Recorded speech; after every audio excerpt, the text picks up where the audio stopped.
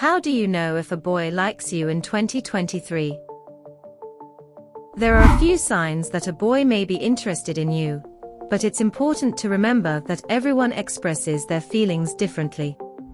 Here are a few things to look out for.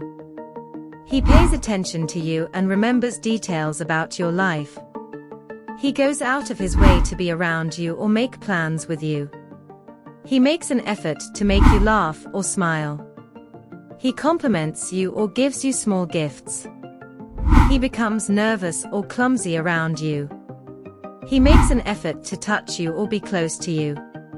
He avoids or is hesitant to talk about other girls.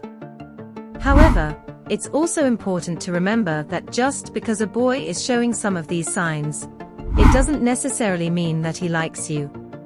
Communication is key. If you have doubts or want to be sure, you can directly ask him if he has feelings for you, or if he is interested in going out with you. It is also important to remember that not all people express their feelings in the same way, and some people might not show any of these signs and still have feelings. And remember, that is totally fine if the person you like doesn't have feelings for you. It's important to respect the feelings of others no matter what.